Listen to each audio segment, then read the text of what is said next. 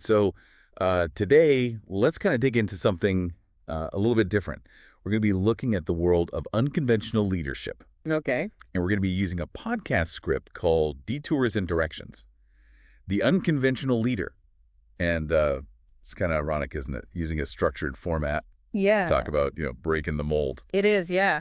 And that inherent tension is precisely what makes this so intriguing. The Yeah. script features some pretty compelling figures, too, like Richard Branson and Joan of Arc, Oh, yeah, for sure. both known for their rather unconventional paths to success. Exactly. So what exactly is this unconventional leadership all about?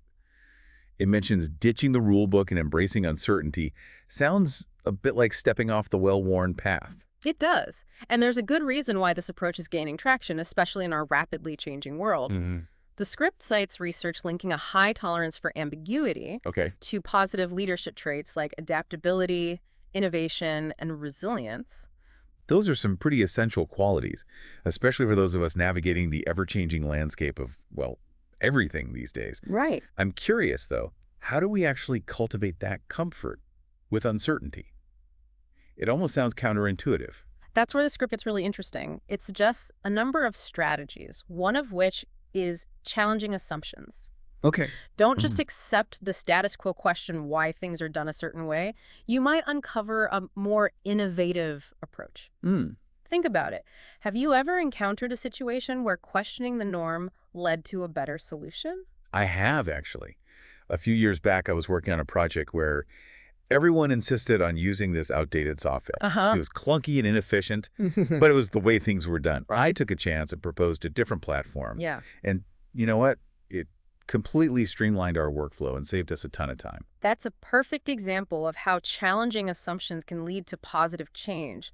The script also highlights the importance of a growth mindset, embracing challenges and setbacks as opportunities to learn and evolve.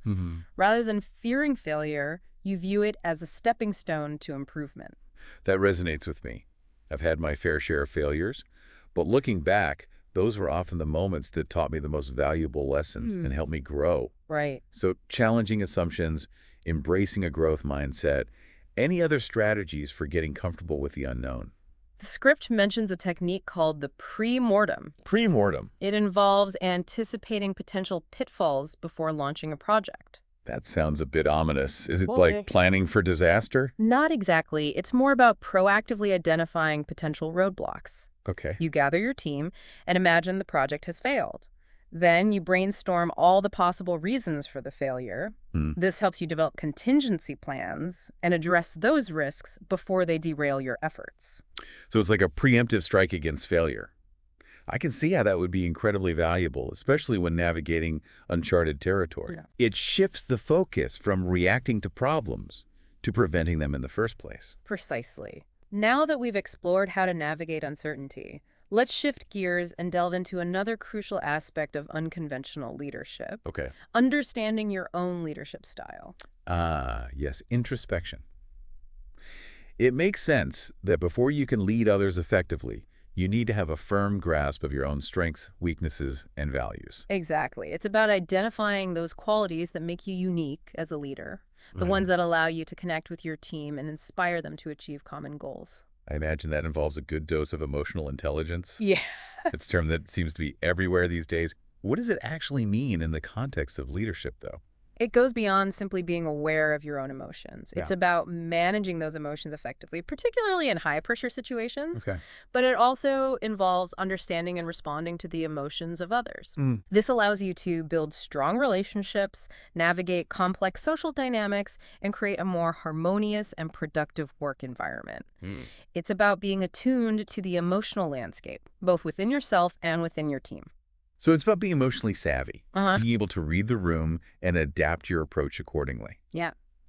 Would you say that ties into the concept of adaptive leadership that the script mentions? It absolutely does. Okay. Adaptive leadership is about effectively guiding people through periods of change and uncertainty. I'm all ears. Adaptive leadership sounds both intriguing and a little daunting. Yeah. How would you break it down? Okay, so adaptive leadership is about guiding people through change. But how do we actually do that effectively? It's not like we can just snap our fingers and make everyone comfortable with the unknown. Right. It's more nuanced than that. The script emphasizes that adaptive leadership requires you to first identify the specific challenges that demand adaptation.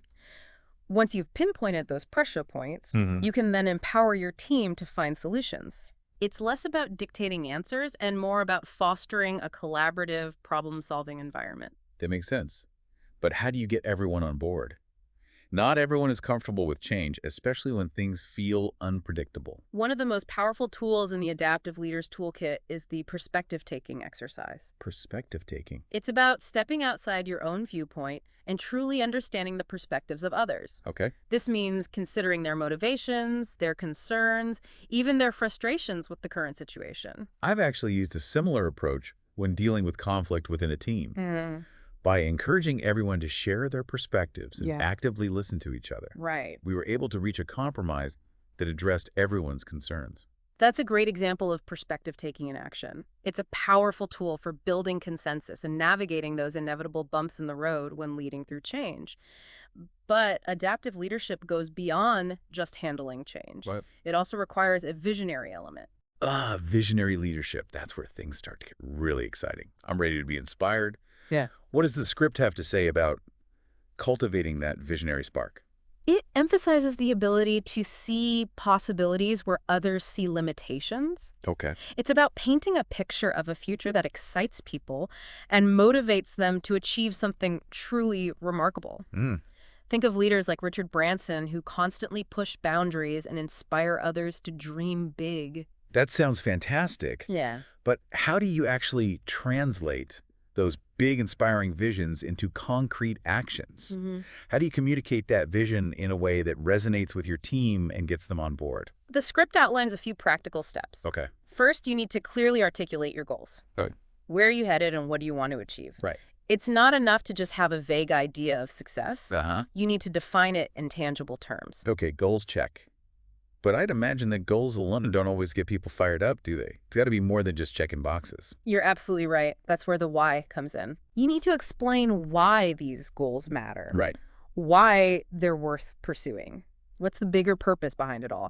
People are far more likely to be motivated when they understand the impact their work will have. It's about connecting the dots between individual efforts and a larger, meaningful objective.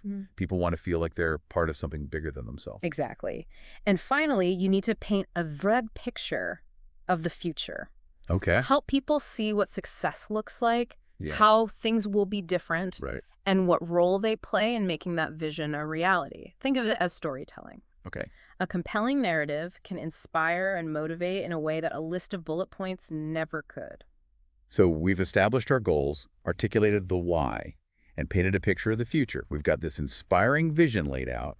Now, how do we actually put it into action? Well, the script advocates for creating a culture of experimentation. Experimentation? It's about fostering an environment where people feel safe taking risks, trying new things, and yes, even failing occasionally. That sounds a lot like what we were just discussing earlier about embracing uncertainty. It is. But doesn't encouraging experimentation also mean embracing the possibility of things not going according to plan? Absolutely. Unconventional leadership isn't about having all the answers. It's about fostering a culture of learning and innovation. Mistakes are viewed as valuable learning opportunities, not as something to be feared or punished. So it's not just about you as the leader taking risks. It's about empowering your entire team to do the same. Precisely. And a key ingredient in that is psychological safety. People need to feel confident that they can voice their opinions, try new approaches, and even make mistakes without fear of judgment or negative consequences. Think about it. You're not going to be very innovative or creative if you're constantly worried about getting things wrong. That's so true. If you don't feel safe, you're not going to be willing to push boundaries or think outside the box. You're more likely to just stick with what's comfortable and familiar, even if it's not the best approach. The script also mentioned something called design thinking. What exactly is that, and how does it fit into this whole unconventional leadership framework? Design thinking is a human-centered problem-solving approach that emphasizes empathy, experimentation, and iterative development. So it's about putting people at the heart of the process. Yes. Understanding their needs and then designing solutions that address those needs. Exactly. It involves a cycle of empathizing with users, clearly defining the problem, brainstorming potential solutions, prototyping those solutions, and then testing and refining them based on feedback. And while the term design thinking might sound very corporate, Right. it's actually a mindset that can be applied to all sorts of challenges. Right. You could use it to design a new product, but you could also use it to improve a team process or even figure out how to get your kids to eat their vegetables. Precisely. It's about being creative, curious, and willing to experiment, all qualities that align perfectly with the unconventional leadership approach. So we've explored quite a bit in this deep dive, from embracing uncertainty to communicating a vision to fostering a culture of experimentation. Yeah, It's a lot to unpack. it is. But what would you say is the key takeaway for our listener? What's the one thing they should walk away with? It is a lot to digest. If I had to pick one thing for our listener to really focus on, it would be that unconventional leadership isn't about throwing the rule book out the window. Right. It's about knowing when to follow the rules and when to break them. That's a great way to put it. It requires a balance of confidence and humility, wouldn't you say? Confidence and humility, those seem almost contradictory. How do you find that sweet spot between the two? It's about believing in your vision and your ability to lead while also being open to feedback, acknowledging that you don't have all the answers.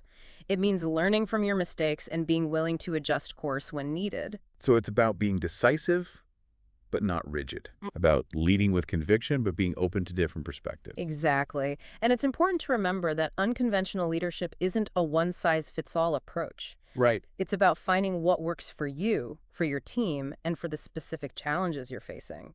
That brings us back to that idea of adaptability, doesn't it? Yeah. Being able to read the situation and adjust your leadership style accordingly.